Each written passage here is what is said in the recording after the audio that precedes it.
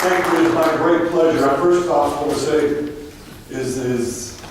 are we too loud or are we okay back there? We're all right? Sound wise? Okay, good enough. First of all, the test earlier, I don't remember it all, but I remember part of it was get something. So, credits, I did that one. You've got a couple things on your table. This one is kind of a handout. This is normally what I would use if I was doing a breakout session. Some of the things that I talk about today will be on here. Some of them will not. But as I thought about it, there's some people that just want to watch. There's some people that need to have something in their hand and want to follow along a little bit. So you can if you like. There will not be a test. And then these right here on your table, these are just something, a takeaway for you. I'll explain about those a little bit later. So, as it was stated, I'm from Roseville, Kansas. I grew up in Mulvane before there. And I grew up on a farm. How many people grew up on a farm around here? So a fair amount. So you'll get this. We had a few technical difficulties with stuff beforehand. We got it figured out. But we figured it out with baling wire and duct tape. So there will be a few things on here that aren't quite right. And if I didn't say anything, you'd be just like, well, he's a football player, so give him a break. But I did put it together better than what it is on there. We're going to talk about emotions today, the strength, meeting people, what you do physically. We all know we have different things that we can do from a physical standpoint. But it's the emotional side that separates us, and that's what we're going to talk about today. We're going to laugh. I will most likely shed some tears when I talk about my voice, just because I do. And you know what? I'm going to be as vulnerable as possible, because I think that opens up doors for people to understand some different things. That, you know, if a big football player, who by the way used to weigh 310 pounds, slimmed it down a little bit now, can do those things, and maybe I can too. I want to make you think. I want to give you a little bit of takeaway, and hopefully we have some fun doing it. It's a PowerPoint, but it's not like what you've seen before. I assure you. You'll take something away. Each and every one of you, I think, will be something different, but you will not forget it, and you'll understand why as we move on. So for me, 15 years in the NFL. Wrong podium.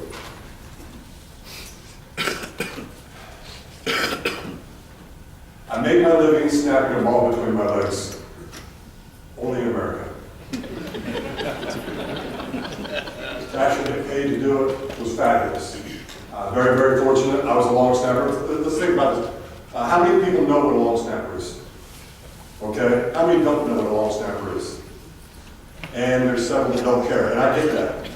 So that's right. So a long snapper is basically the guy that snaps the ball between his legs to the punter, 15 yards back, and then to the place kicker, or to the ball holder for the place kicker, to kick it through the uprights, hopefully win the game. That one right there was kicked by Morton Anderson, went into the Hall of Fame this year. I was lucky enough to go to Canton as his guest and watch him be inducted after playing 25 years in the NFL. And I thought 15 was long. Here comes one technical difficulty. There we go. So let's have some fun. Game ball, this is your own sports science. 8 yards, 40 miles per hour is how fast the ball goes. Rotating at about 600 revolutions per minute. Takes about 0.37 seconds to get there. It's on a 5-degree angle. So my question to you, and this is audience participation, how many rotations does the ball go? Not everybody at once. Take a guess. 3.3. 2 point, what did I hear? 200, what did I hear here? 75. You know what, come over here, yes. He said 3.7.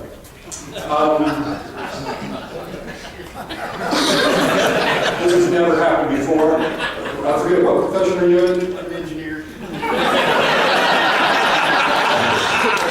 Did you maybe use that information to quickly, perhaps? Yes, and it's because the ball's tilted a little bit. So the ball, I snap, rotates 3.5 times each and every time I snap. Now, for some of you, you might be like, wow, that's kind of interesting. I didn't realize. Some of you others are thinking, wow, that's sad. He knows that. About myself. And maybe you're thinking, well, what you're thinking in general, what I'm telling you is there's more to long snapping. And the reason I was snapping the ball at 3.5 revolutions, every time I snapped the ball, the holder caught it with the laces out. Remember Ace Ventura? Laces out, Dan? I didn't want some deranged kicker chasing me because he kicked laces. So I made sure the laces were out each and every time, facilitating success to help the team win. So, have you ever gotten a game ball before? Okay. Well, this was used in a game last year, so you enjoy that? Yeah. And that's nice. Thank you.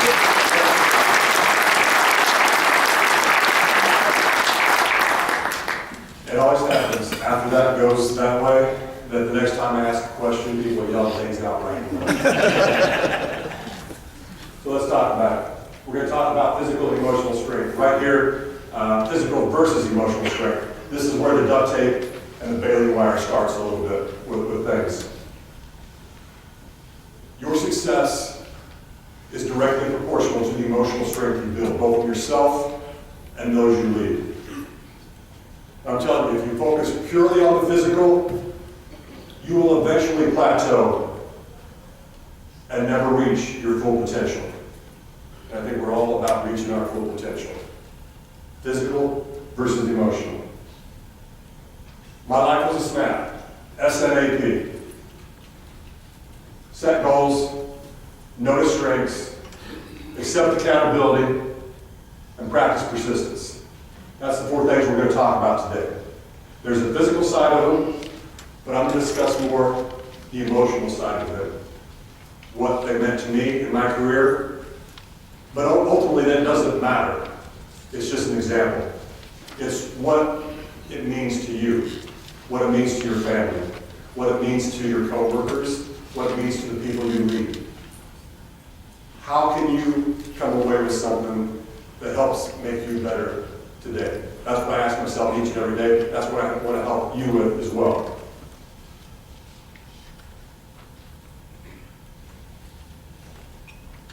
Set goals. We all understand we need to set goals. There's no doubt about that. I know when I went to Pittsburgh State University, my goal was to play football and get a degree. And quite honestly, probably in that order. I was fortunate enough to play there 5 years. My senior year, as was mentioned, we won the national championship. When I got to Pittsburgh State, my goals internally for myself were I wanted to play in the NFL. That's a goal that I had. At age 23, I got drafted by the Pittsburgh Steelers. 291st person taken. So right away, I feel very good about myself. But all the same, I was in the NFL. You know, when I reach a goal, those are the words that I ask myself each and every time. It's very simple and it's very elementary, but I think maybe it reminds some people, now what? What do I do? I'll talk about this a little bit more, but for me, I made it into the NFL at age 23. Was that it? It couldn't be at age 23, could it? So I had to continually reset and reassess where I was with things in my life. Now on that pamphlet, it has 5 questions that I try to ask also, which is, what did I do? How long did it take? What was involved? What effort was necessary? And what benefit did I receive? I try to ask myself those questions with a lot of different things, and I think that's something that can really serve you well. The military is great about asking now what. In a study by Vanderbilt, they talk about an AAR, after action report. This is elementary, which is when something's done, or while something's going on, you continue to assess it and see what's going on. I think it's very basic. I don't want to spend too much time on it, but it's important to be reminded sometimes, but I think sometimes we get so busy in our lives and what's going on that we forget. We're like, oh, well, we made some mistake, but we'll do that later. We've got this going on. And I get that. It happens. But it's just something to be aware of. So that's me and my boys.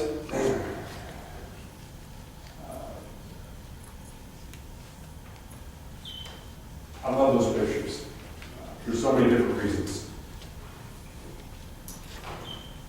Those are obviously young. My boys now, my oldest one is a redshirt sophomore at K-State. He's 21 years old. He's 6'8", 270. My other boy is 6'5", I don't know, 200 pounds. He's a senior in high school. He's going to go play football at Pittsburgh State next year. I love that they do those things. It has nothing to do with my love for them, obviously. If you're a parent, you understand that. But why do I have those pictures there in this set goals? And it's for this reason. My boys were born in New Orleans. My first one, Blaze, I'll tell that story first. I was on the practice field when I got a phone call with the New Orleans Saints. I just had my son, or my wife at the time, had just had my son the day before. I was at practice the next day and I got a phone call on the field. And it's my wife crying. My son needed surgery.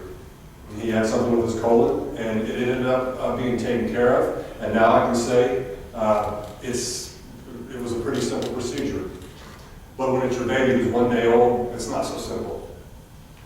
He's 6'8", 270. Obviously, his colon's working fine now. Now, fast forward three years later, my wife is pregnant, and I get another phone call on the field. And my wife's crying again. My son's going to have complications. Going to have surgery at birth, and was in an ICU for 2 weeks along with the other one. And when my second son was born, it was right at the beginning of the season, and I remember he spent 2 weeks in New Orleans in a hospital right by the Superdome, or near there. And I remember vividly going straight from the locker room to sit by the bed of my son who had tubes coming out of him. So how does this tie in with goals? You have to set, reset, and reassess, right? Happens all the time. My boys and my goals in football, what we're going on, they're not related, but they are. Which is, as we're working towards things, we have to understand that life continues to move. And that we've got things going on all around us. And that you have to be able to compartmentalize to a degree to get things done. And I would say this, there's a lot of leaders in this room. You have to understand that the people that you lead and that you deal with are your friends. Maybe they're not as capable of you. Maybe it's you also, but maybe it's them, and you're called to help them out. That's why I bring that up. I mean, I have a lot of things going on in my life other than football. But the fact is, football was my job, and it was paying the bills. And not to mention the fact that I've been cut 6 weeks earlier from the Steelers. That changes your life a little bit also. But again, it's life, and it's what happens, and it's how you deal with it that makes all the difference. A goal is basically just getting from A to B. We all know that. It's a stair step. Football in quarters, first, second, third quarter, even after each series, offense or defense, what do? They go back and they review what's going on. They got all this stuff going on around them, but they still go in and they review. No doubt you guys do that on a quarterly basis, some on a weekly basis, monthly basis, I don't know. But I'm reminding you that it's very, very important because it's easy to get off the beaten path if you're not studying where you've been and where you're going also. Goals is an easy one. No restraints. This is a big one for me.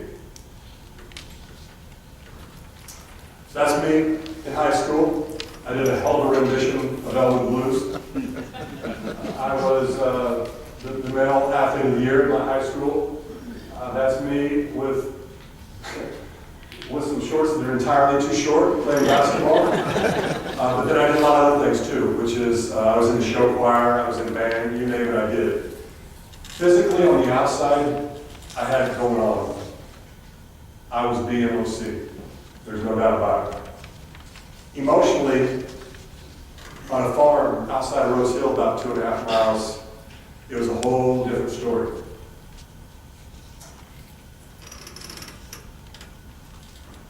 It gets a little bit dark, and the example I give is a little bit dark for a reason I'll explain later. You know what? I thought about that for a minute. I had a mom and dad that fought incessantly. I had a mom who emotionally was after me each and every day. And I remember one time, 16 years old, fighting going on upstairs, and me just wondering if going into the room, I went into my brother's room, picked up a gun, and thought, this will show them. I thought I was going to solve my problems for a second. It only lasted about 2 seconds, but it's really only 2 seconds too long. Or it's 2 seconds too long. I bring up that dark example for a reason. In a room this size, statistics tell us that 2 to 3 people are having those thoughts in one way, shape, or form. Is it in here? I don't know. But I do use my pedestal to talk about it because it affected me. And I'm the guy that played in the NFL and had everything. And everything looked perfect. And if it can happen to me, it can happen to somebody else. And even if it's not anybody in here, now I've talked to you about it, and you can think about that. In about a crowd of 300 people, you're going to have 2 or 3 people that are thinking about it in some way, shape, or form. And I'll talk a little bit more about that. I don't want to keep it that low. But I dealt with emotional abuse also, and I remember one defining moment in high school, being backed into a corner by my mom, and she was hitting me. And even as that happened, I didn't fight back. I simply backed her up and let her know it would never happen again. And I went on about my business. I bring up that dark example briefly to say this.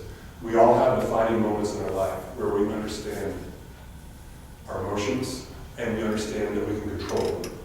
And we understand that they make a difference and that what somebody else is doing doesn't necessitate what we're going to do or how we're going to react. Now, to bring it up a little bit, how you deal with each other, companies, trades, what's going on, things aren't always perfect.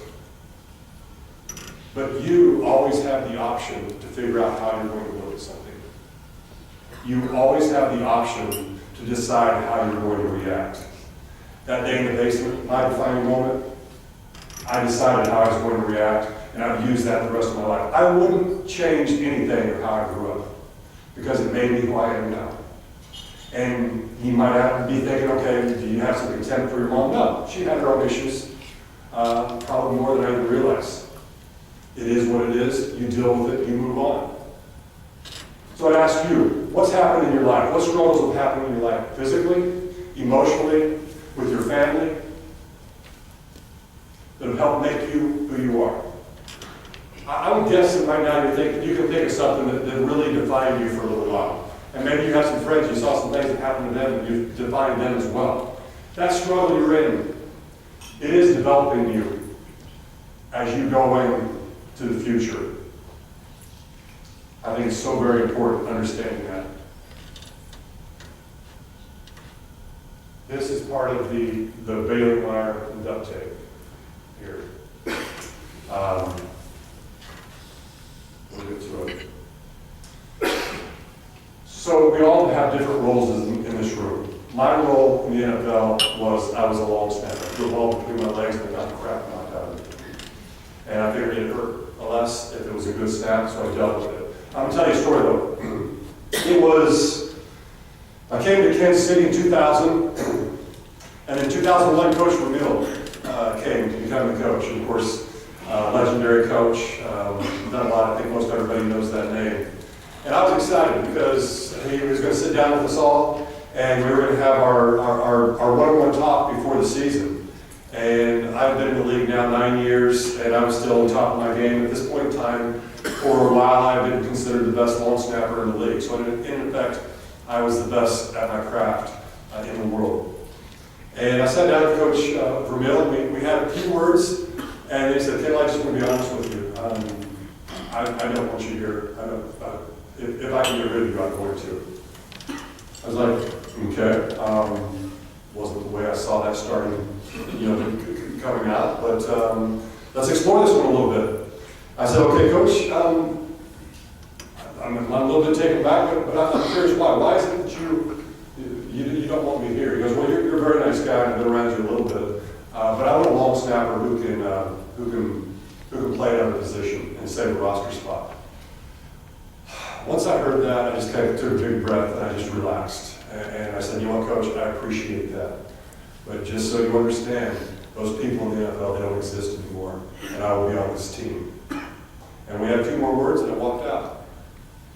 And I don't know how Coach Brunel reacted, but honestly, I bet there was a few cuss words, and I think he was taken aback a little bit. But I knew what I believed. I knew how I was going to handle it. And I never let what somebody else said or thought about me.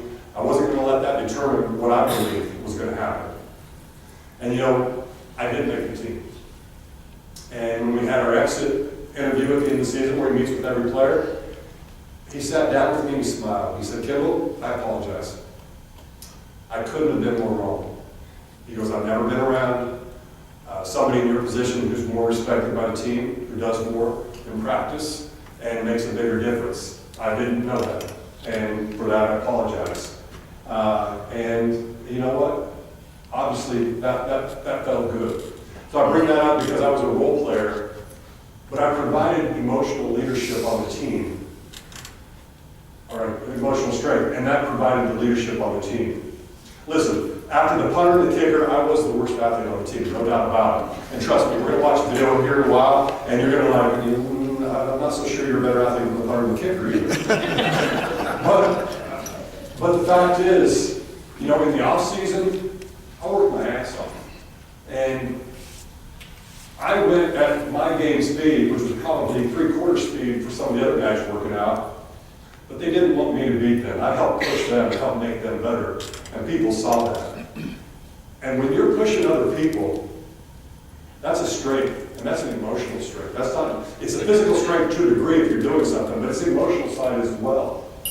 That emotional strength, that leadership you can provide as a role player makes all the difference in the world. And roles are important. And as a leader, as a follower, as a team member, whatever you want to say, be it personally for yourself, your family, or at work, you've got to define what those roles are. It is a puzzle. In football, we have the depth chart. First team, second team, you figure out what's going on. It's no different than what you do in the 3 phases of your life, but let's talk about work. It's a puzzle.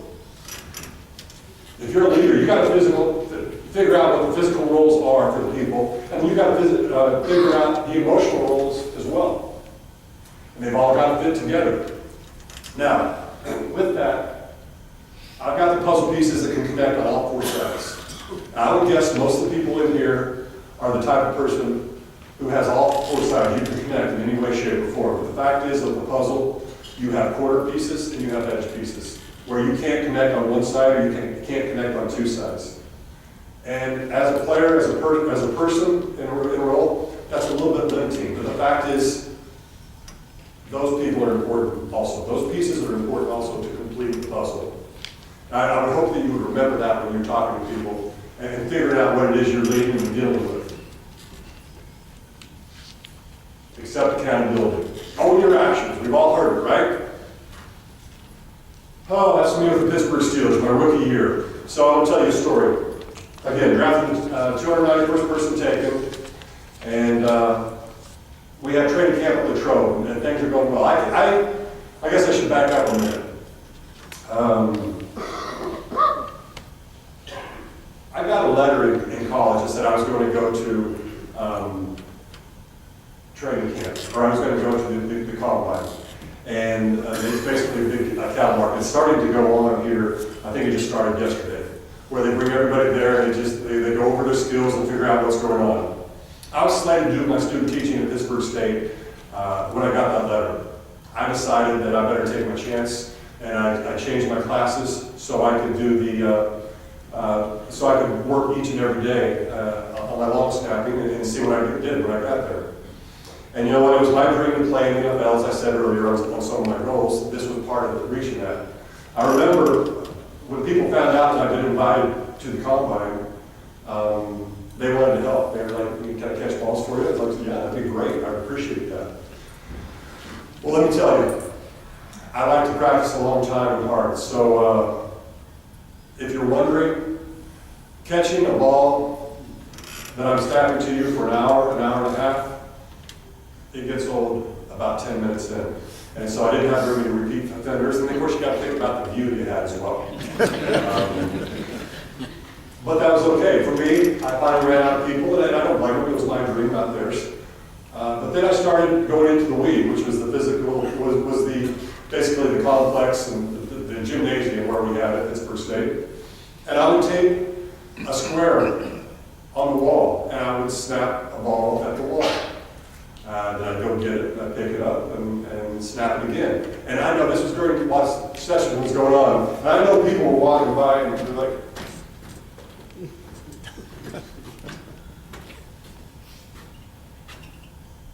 and I'm going to tell you, I know they looked at me and thought, that is a sad old man. Snapping the ball, going and picking it up, and then snapping it again. But my reason for telling that story is this, which is, what do you want in your life so bad that you're willing to change everything that's going on in your schedule to make sure you have a chance to get what you want? Will you take a square on the wall and will you snap a ball at the wall for hours, no matter what it may look like, to make sure you do the best you can and be prepared so you can reach your dreams? That's what I was doing there. To me, that was accepting accountability, really owning my action of what I was going to do, and then having a solution as well. So again, back to training camp. First game in the preseason, my rookie year, I do just fine. I think this is easy. I mean, I came out of the combine as the #1 rated snapper. I got drafted, and now I'm here with the Steelers. And my first game went great, fabulous. Second game is actually coincidentally in New Orleans, on the road in the Superdome. And I go in there and I snap a couple balls, okay, and then I have a punt snap, and it bounces. It hits once and bounces up to the punter. And that's not the way it's supposed to be done. This is football, not basketball. And I was emotionally bothered with this one. I mean, I didn't know what to think, but I didn't have much time to think for a second because unfortunately,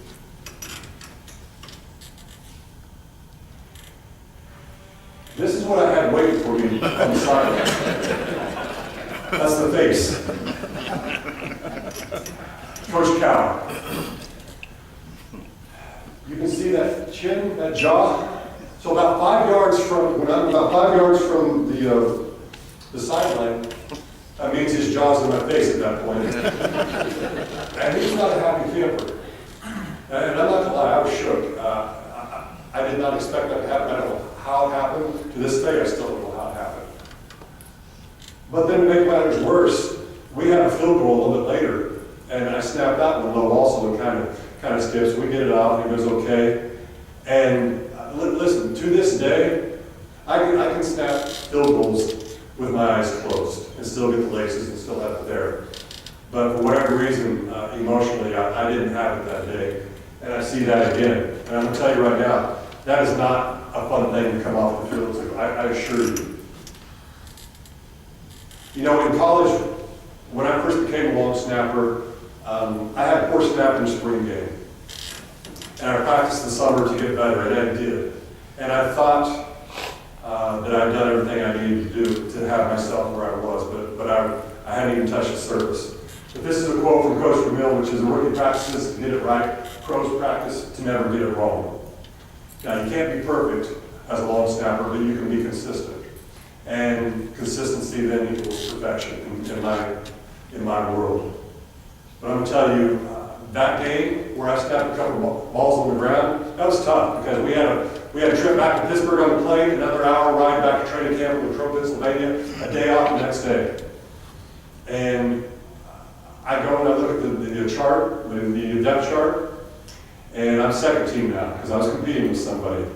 And just to fill you in, there is no second team long snapper, just the first team. The second team long snapper has a deal where he goes to home and he watches the game on TV and doesn't get paid. And I didn't want to be that guy. But I remember vividly, then this was another turning point in my life. Really, I don't think I'd be up here if it wasn't for this, which was, I went up to Coach Cowan. I said, listen, I know I screwed up. And it's not going to happen again. I just want to know if I'm going to get another chance. And he looked at me, just said, yeah, you'll get another chance, and he walked away. Could have used a hug.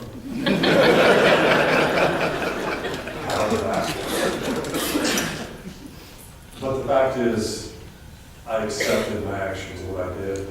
But I also came to him with a solution. I let him know that it wasn't going to happen again, and I was aware of it. And probably more importantly, we'll go over here in a second, which is, here's the bailing wire, ended up taking it.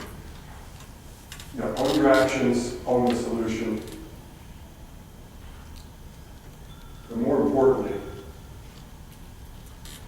after you ask these questions of what did I do and how I would respond, as I said, I owned it and I let them know what was going on. But I think the most important thing I did was this. I let them know how I felt. I owned my emotions. He knew it was important to me. I'm telling you right now, as a leader, if you let the folks that you deal with know how important something is, that is going to make all the difference in the world. And if they're able to show you that also, that's going to make the difference in the world to you as well. I've talked to Coach Cower about that day, and it did resonate with him. There's no doubt about that, because that doesn't happen all the time. Because there's a lot of people that are coming into the NFL, a lot of guys that I competed with, who can do it in practice, even do it in a preseason game maybe. But when pressure got there, they couldn't handle it. And what I was showing Coach Cower was I had the emotional strength to handle something that was important. I was a rookie. Now, he was putting his livelihood in my hands because I controlled the day-to-day game sometimes with that ball for maybe 4 snaps. So, before we go to practice persistence, I'll tell one more story with this. That year also, about 6 games in, our kicker is Gary Anderson, little South African dude. I played for 15 years. I mean, literally, when you got walking out on the field, that's how small it was. Come on, Gary. And but Gary is a great kicker. We're playing Cleveland, and Gary's the most amazing kicker that I've ever been around because he kicked the ball just hard enough to get over the uprights, and he kicked a little fade, and he was accurate as all get out. But he kicked one a little bit short in Cleveland, and he missed it, and he just misjudged it. I heard a few days later when we were talking. But the fact is, Coach Cower, he was talking to the defense while the offense was out on the field, the team. So he didn't see the kick. He just saw that we missed it. Now let me ask you this: you're Coach Cower. You've got a rookie long snapper who made a couple bad snaps in preseason, and you've got an all-pro kicker who's been to multiple Pro Bowls, who's played 13 years at the time. Whose fault is it? Yeah, the face came out. And I got my butt chewed. But the fact is, I knew the snap was perfect. I'd snapped so many thousand times that I understood where it was. And so it perplexed me a little bit. And I tell the story for this reason, which is, you know, when we say owning our actions, most of the times people bring that up when things go wrong. You need to own your actions when things go right also. And the fact is, I knew I was doing the right thing. Had I let him shape me and convince me that I was doing the wrong thing, even though I know I'd done the right thing, who knows what happens the rest of that game? Who knows if I go on to have a 15-year career? I don't think so. If I let myself be rattled by somebody who did not have enough information, who did not understand completely what was going on because they weren't there. That was another defining point in my life. And that's just something I would tell you, is make sure you understand what's going on when you see everything. So this one, I'll move on. Practice persistence.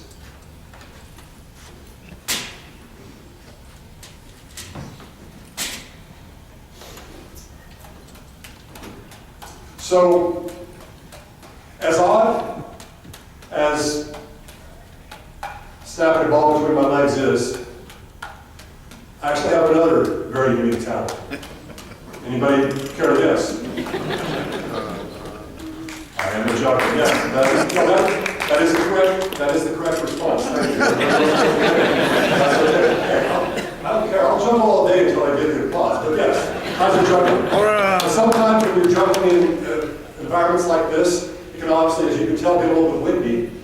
That's why you drop things. I've been juggling. I have juggled at Centerine for Ringling Brothers Barnum Valley Circus, not once, but twice. Really? Bet you guys didn't expect that one, did you? I had fun. This table is still great.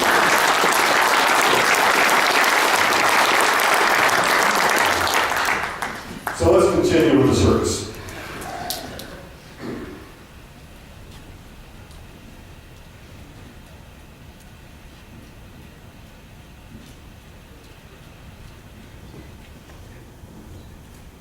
Wait. I don't think about it like that with the colors. All right. Well, I did clubs, I did rings, I've got to do balls also, right?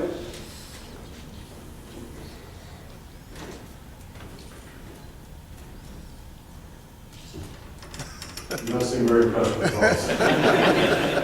Maybe I should have gone in a different order. Oh wait, I got an idea. Did anybody bring me bowling balls? No? Oh, that's weird. Okay, guess we're not Johnson County. Thank you for the ones that got it. A bowling ball. Juggling one bowling ball really is no big deal.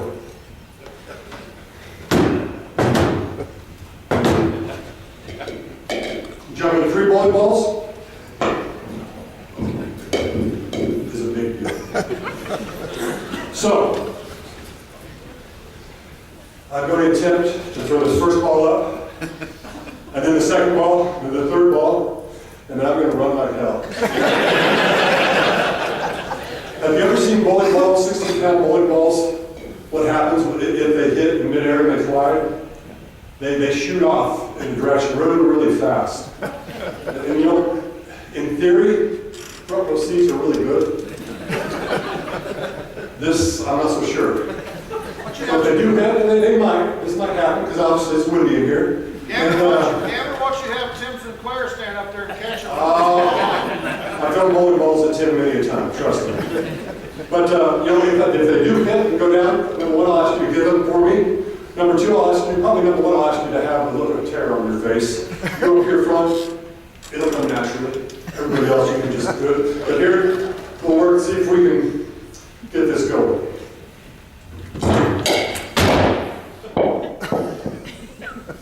I'm dropping one. Go bring it up here again. Now, if you don't give somebody a chance to hold the bowling ball, was it in fact a bowling ball? Yes, it was.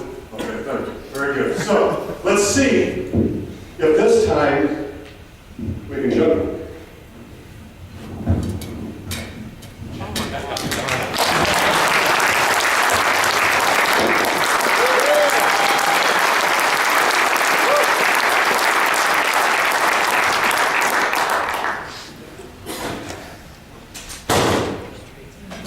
So believe it or not, I'm going to tie a message into juggling. As you saw there, in juggling, that's me, Ringling Brothers Barnum Valley Circus. I'm the one on the right, all the smart asses.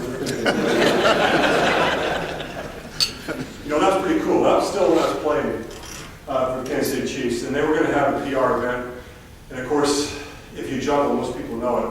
So the staff of the Chiefs, they were called from the circus and asked if somebody wanted to come out there and do a PR event. You know, they're going nuts because they're like, we finally got somebody asking for a juggler. And they asked me if I want to go to the circus, you know, give my family a suite, watch it, but you know, do a little PR, juggle before the circus. And of course, you know, I can't get the words yes out of my mouth soon enough. And I promise you, literally after they asked me if I would juggle at the circus, my next question was, can I ride on the elephant? And they said no. I never would have known had I not asked. But this isn't just these, you know, this isn't the same old sad didn't get to ride the elephant story. I got there and I've got basically a tent bag of juggling stuff because I guess I haven't said this yet. So I placed fourth in under 18 IJA convention, which is the International Jugglers Association. You're thinking one or two things. Really? Actually, everybody's thinking really, I think. You're thinking International Jugglers Association, yes.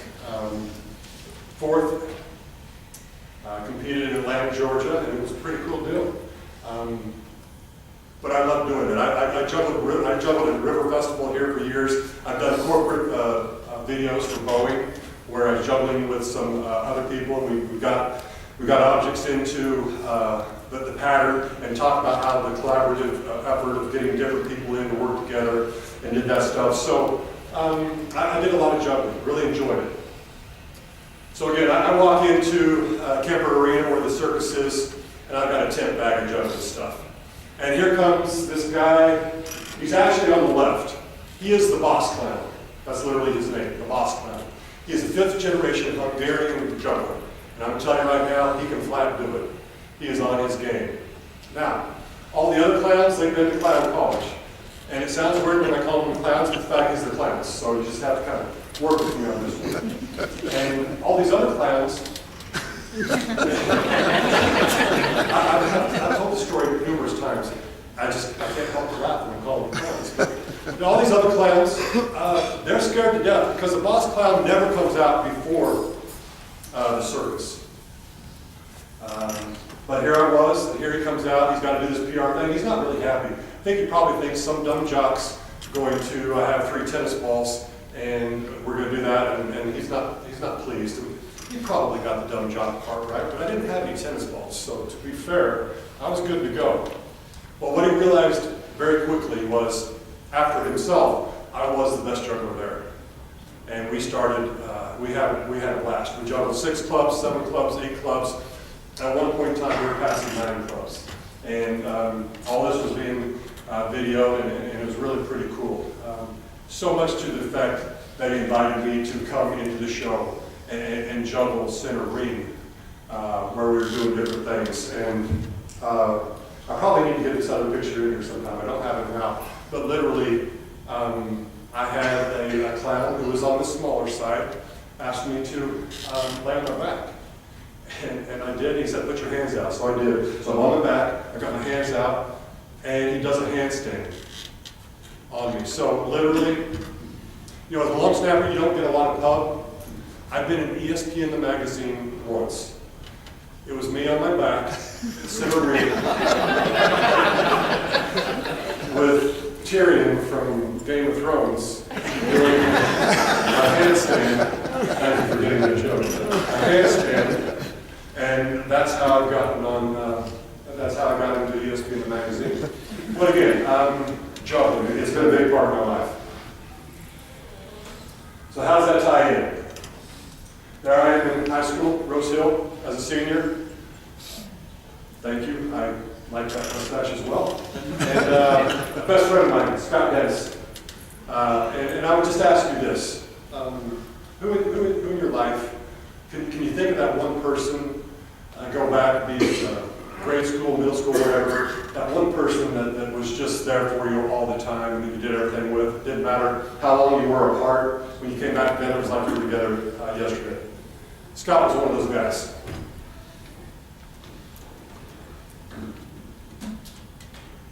So we're talking about persistence. I juggled the ring for a reason. You know, when I'm looking at this ring and I'm juggling it, all I can see is this individual slice. When you all look at it from this side, you see an object, it's white, and from this side you see blue. We're all right, and we're all wrong. And I'll go after that a little bit more. You know, I digress. I need to go back one slide, which is, you know, with the circus, it ties in well with my juggling and the 3 rings, because in life's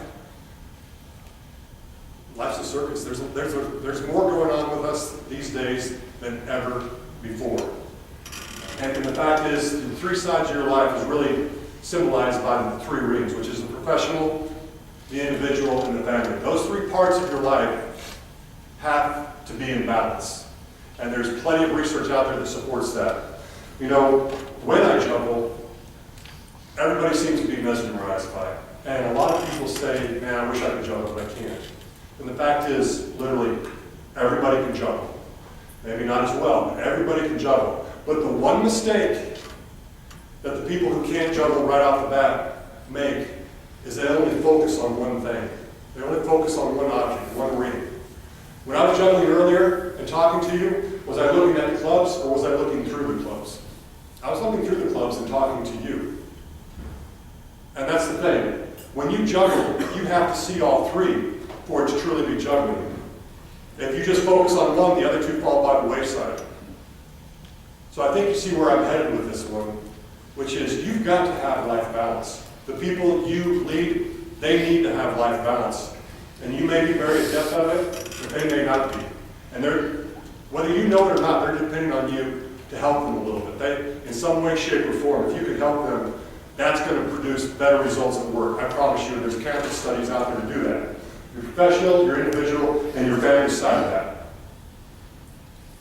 So again, as I said, for me, it's an object. For you, it's a shape. And over here, it's a color. You take that into our life, our everyday life, in our personal, our professional, and our individual.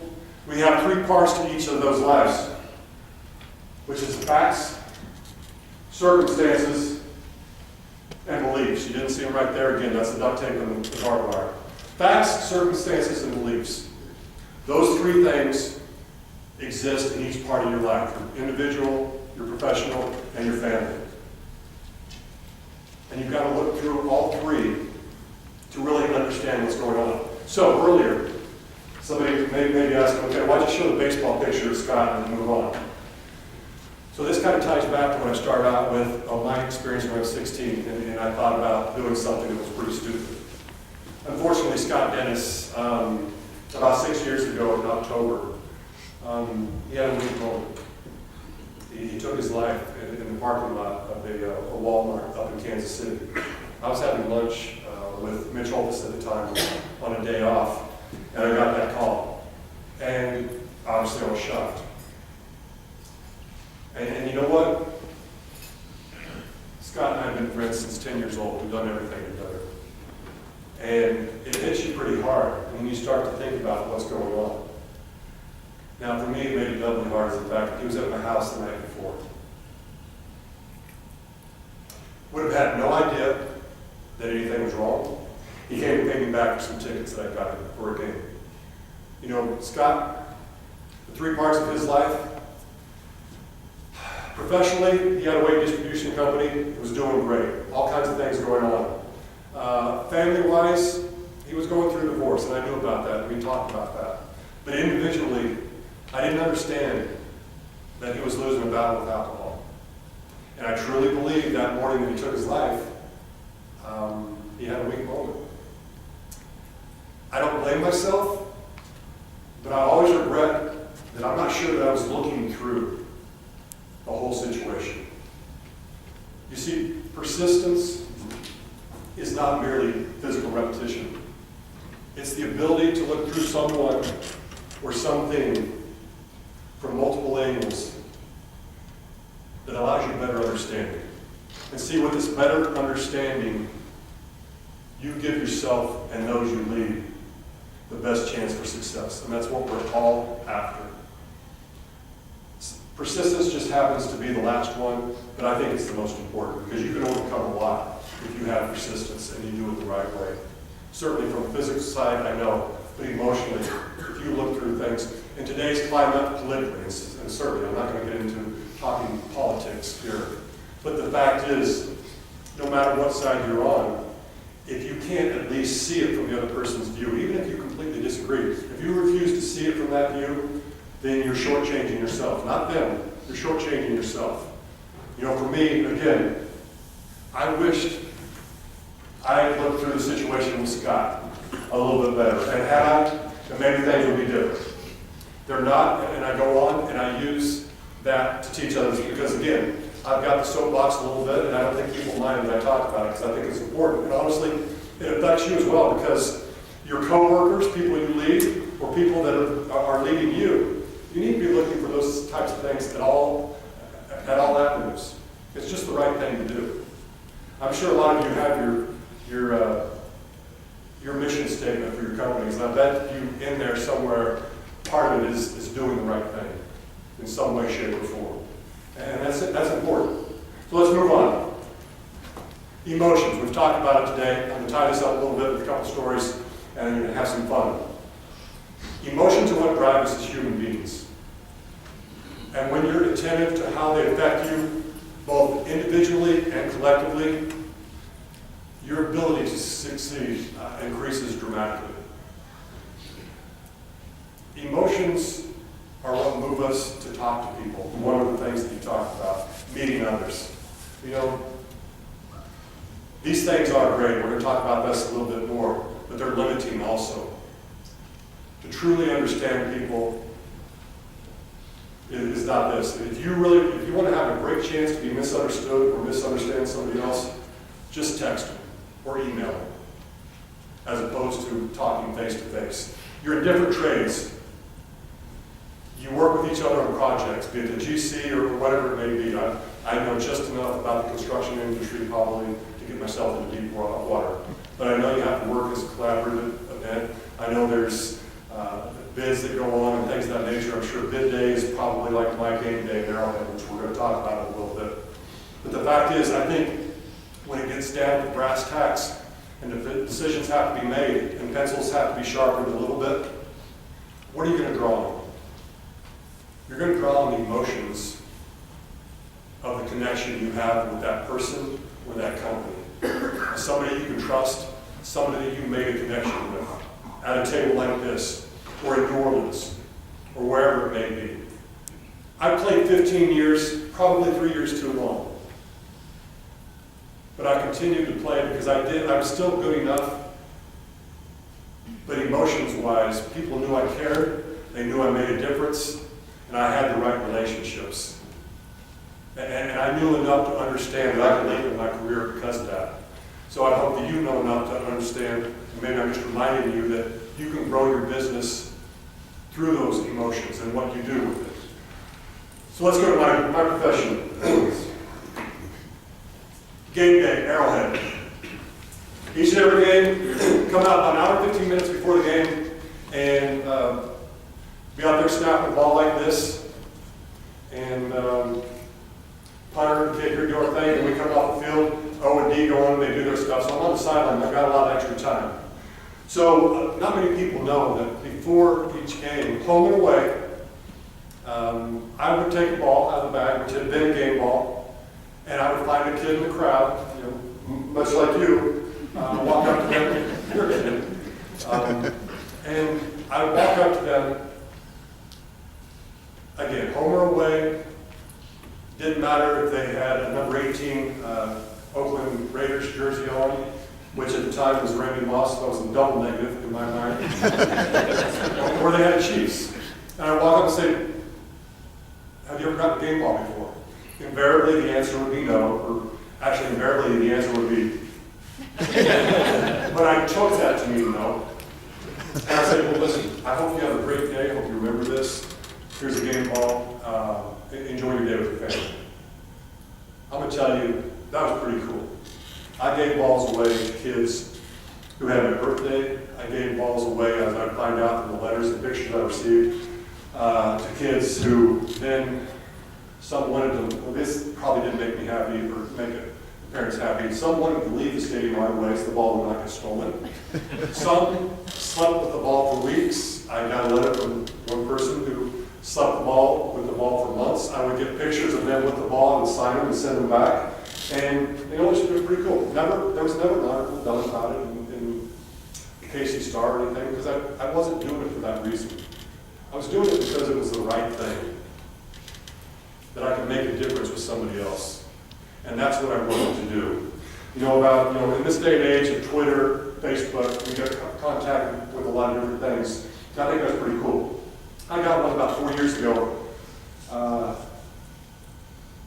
from this kid, Dustin B. So that's the letter he sent me. I think he was 10 years old, from Lonnie City, Nebraska, just basically thanking me for it and how much fun he had. I get a tweet out of the blue. Kendall, Gammons, my name's Dustin Beef. You gave me a ball once. Do you remember that? And I actually did. This was actually one line that I'd saved, so it just so happens that I could direct back to him on Twitter and say, yeah, I do. I do remember that, Dustin. Where are you now? Well, he's in college. I think he was about to graduate. And somehow my name came up, and so he decided to follow me on Twitter and text me that, and he did. And we talked a little bit, and then I asked him, I said, do you still have that ball? His words were this, and it just gets me. He said, I will never not have that ball. Never underestimate the power of doing something for somebody for no other reason than making a difference, making a positive difference in their life. Now that's on the personal side. There's no reason you can't do the right thing business-wise also, and I'm sure you do. I know I'm just reminding you, but I want to say that. You do the right thing as often as possible, and good things will happen. I promise you. If you do the right thing with no expectation, but doing something because it's right, good things will happen. Maybe not then, but eventually. I retired after 15 years. I took a year off. I came on the Chiefs radio network. I was a sideline voice, which is essentially what I did when I played, which was stand on the sideline and watch the game and talk. I just got paid a lot less to do it. My first year, I go out for a beer the night before a preseason game with Dan Israel. He's like our executive producer for the Chiefs radio network. And we're sitting there having a beer, and we're talking about some things. I said, how do you think about me doing this? He goes, well, you know, you're suggested and this and that. I said, well, that's nice. That's pretty cool. He goes, hey, do you remember your first year here, or your second year here with Vermeil, and how you guys got to sit up in first class? I go, I do remember that. Because it was the starters and the old people, and I wasn't a starter. He goes, well, he goes, there was somebody that got on the plane one day that was carrying a whole bunch of equipment, and they had a cup of coffee.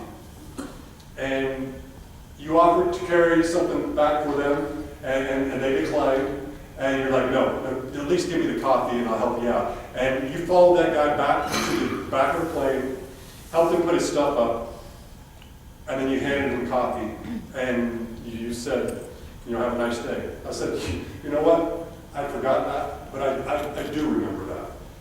And he goes, yeah, that was me. He goes, I never forgot that. That was in 2001. I came on the network in 2008, 7 years later. Something that I'd forgotten all about, only trying to be a decent human being, made a difference with him. And he said, that told me a lot about your character. He goes, because you've been in the league how many years, you've been, you're considered the best, and yet, not only were you aware of what was going on, but you wanted to help.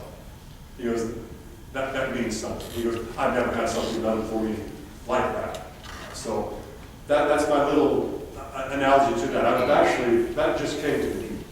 I'm not told that story really when I speak. It just came to me because it seemed like it made sense. But you do the right thing, right things happen. So this right here, I'm going to tell a story. Down on the left is a graffiti fashion, the name Will. On the right is my number, 83. To the right of that is a ball that I gave to a kid at a game. That kid's name was Will Norton. May 22nd, 2011. Might ring a bell with a few people in here.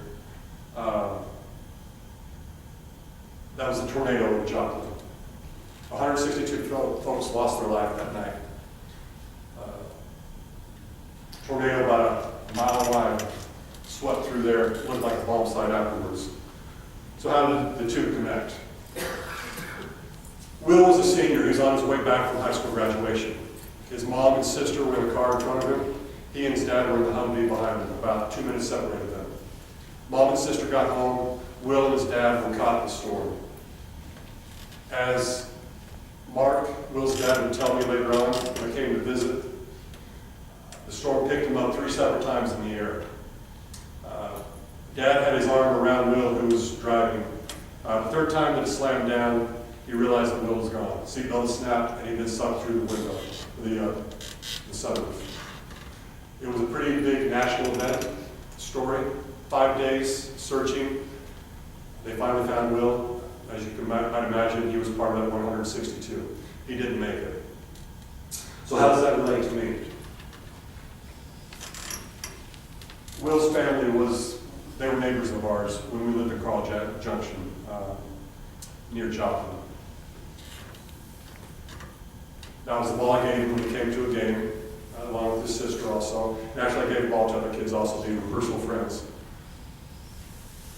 But I have that picture, and I saw that 2 weeks after his celebration of life. His parents, Mark and Trish, asked me to go in his room and see something. They hadn't been in his room yet. Nobody had been in his room yet for those 2 weeks. There's something they wanted me to see. Naturally, I said yes. I walked in, and you can imagine the emotions that I had there, punched in the gut. Some little thing that I did for somebody who I forgot about. I forgot to get them the ball. I didn't know. Made him want to put my number on his wall and keep that ball. And my question to you is, what are you doing each and every day that's going to make somebody want to put your number on their wall? Are you giving a game ball out?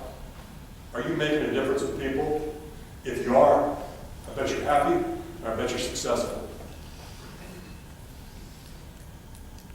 That's all it really is.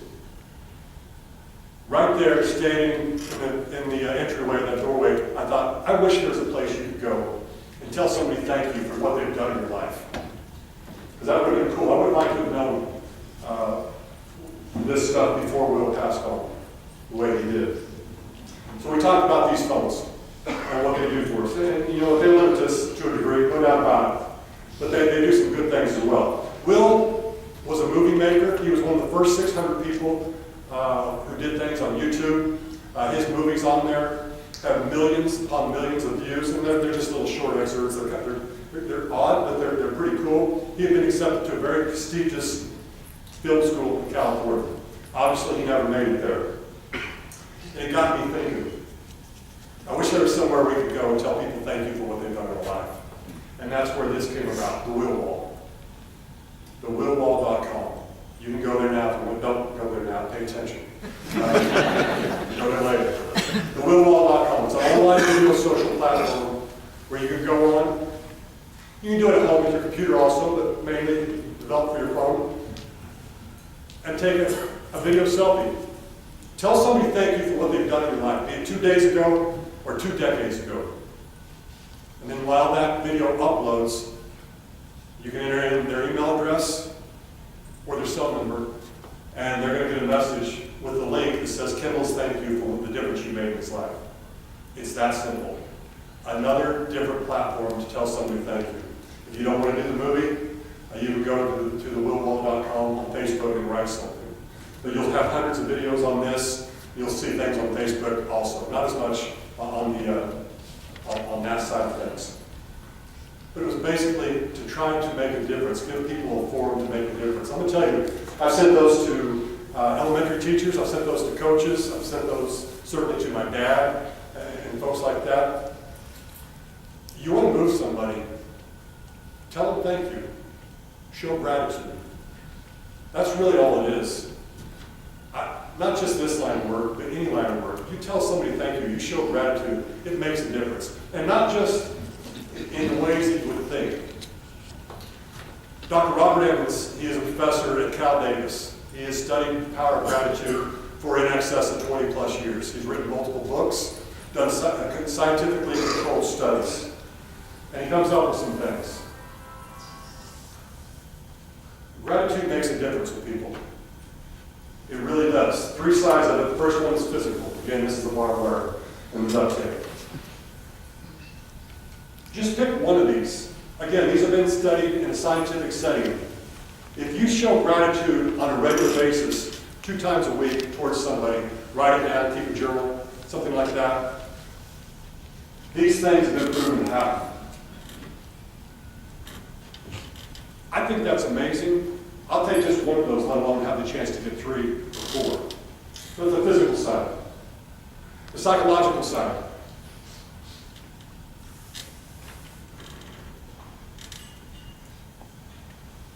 Who wouldn't like to have those? Who wouldn't like to be leading a group who is having those issues also, be heightened? And the last one, really probably tied to me more than anybody, and I'll explain it here in a little bit, is the social side of things. I think that third one really ties to what I talked about earlier about making some poor decisions. The minute you feel lonely or isolated is the minute you start, I think, to make rough decisions. I think that's something that, as a leader, you really have to watch out for. Make sure that the folks you lead feel part of something, feel a team. That's why you have the team building events. I understand that. I may just be reminding you, but I want to reiterate that it makes a difference. You know, even as a team in the NFL, 15 years, we still did things together in the off season to really build that camaraderie. I think it's interesting. You know, if you're a leader for life. Trey Green, QB for the Chiefs during my tenure, he is the best individual I know, best human being I know, from every aspect. A dad, a father, a husband, you name it. It's pretty cool to me that even now, 6, 7 years out of the league, a few more like that, he still calls former teammates and checks in on them. And he doesn't check in on the guy, he doesn't check in on Tony Gonzalez so much, because Tony's doing just fine. He checks in on the guys who you saw there that you're like, ooh, when they get out of football, I'm not sure what they're going to do. He believes that he's imparted, that he owes that to them. He leads in that fashion. I think that that's something that's really, really cool. And to me, gratitude, saying thank you, the will wall, you know, that's one of my challenges to you as you walk out this room. And that's why I have those notepads. There's 52 pages there, one for each week. You take them, there should be plenty. I hope you'll take one. And my challenge is that you read the quote, think about it a little bit, and then on the back is what did I do for somebody else and what am I thankful for? One thing a week. Can you do something for somebody, at least one thing a week, and be cognizant of it? And can you say thank you, or understand that you said thank you, show gratitude to somebody? I want you to do it more. I just understand time's busy, and I want to give you something that will remind you how important it is, because trust me, there's plenty of evidence out there that makes all the difference in the world. And again, that is nothing physical. That's the emotional side of things. So, have a little fun here. I think hopefully we got the sad side of things. I threw a ball between my legs. 6 to 7 years in the NFL, I was the best at my particular craft. Best in the world. Very proud of that. But I don't say that to crow about it. I'm proud, but I'm not trying to brag. But I think you'll get it here in a second.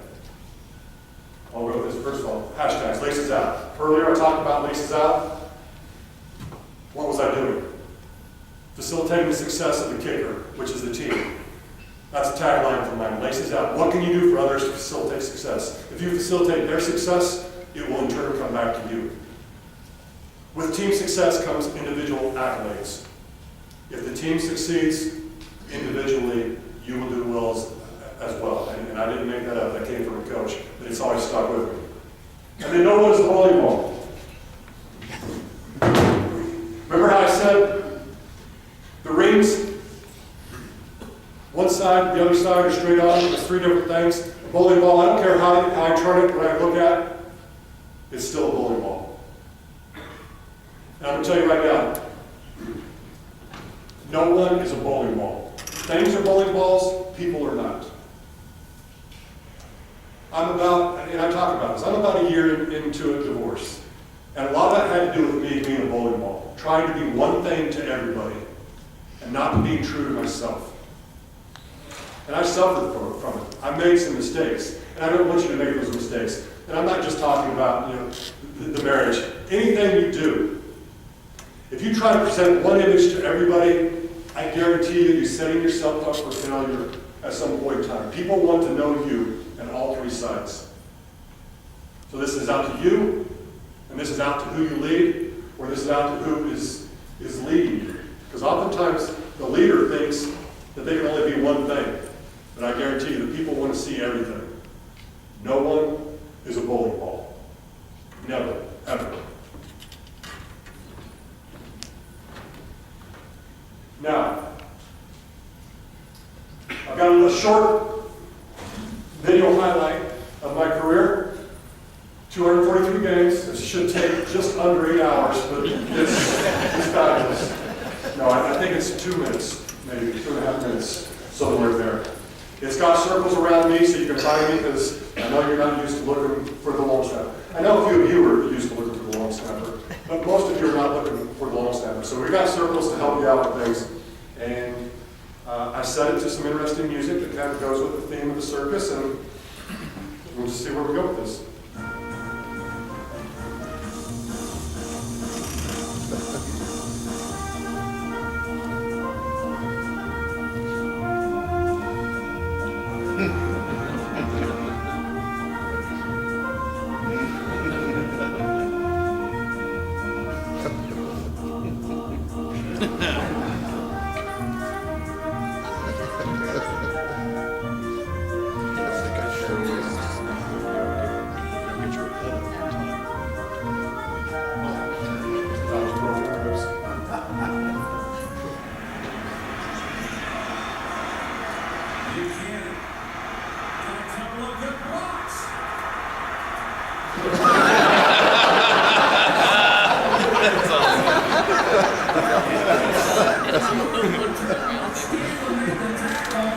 And Kendall, Gammons, the tight end, just went down like he was shot.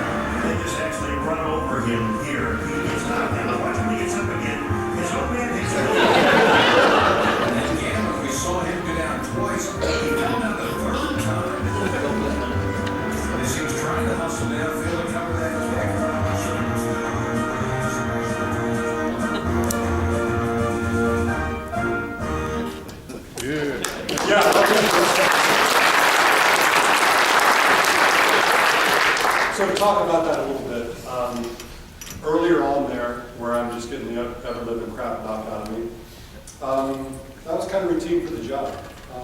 You can't, I always say you can't have an ego and be a long snapper in the league.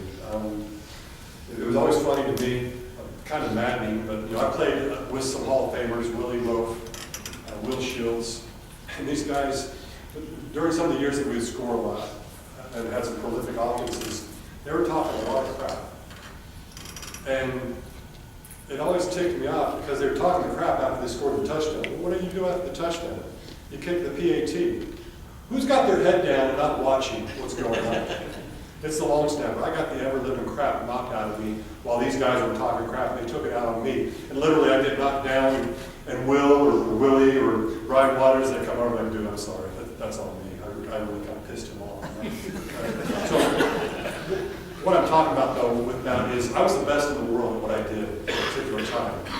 Those were some really not flattering results of what I did. The fact is, nobody's perfect. Even if you're at the top of your game, bad things can still happen. But I think you have to have a humility about yourself and understand that. And when you can be real with people, if you can laugh at yourself and understand that mistakes are going to be made as long as you correct them and go about your business, I think that goes a long way with the people that you're leading and dealing with and going to battle with each and every day. For me, it was football. For you, it's whatever trade you're in. The fact is, we do the same thing. It's just a different skill set. So now the last one, where it looks like I'm running with a broken leg, it's because I'm running with a broken leg. So the second time they got knocked down off the line of scrimmage there, A guy's knee actually hit me right there as mine was coming forward, and they hit just perfectly to where I broke my leg. I knew something had happened, and I knew it hurt, but I didn't know what. But I got back up. As you saw me, I was struggling, I was running, and I remember, I'll take you through this, I remember running to my right, and I see the returner coming out. And I'm hoping, if tackling down there, it's not an issue. Then I see he's breaking out, and I'm like, crap, I've got to do something to help stop this. Well, again, I mean, I'm the worst athlete on the field to begin with, let alone if I got a broken leg. You know, I always like to say that tackles were showy. I was kind of sheepdog. I referred them to other people.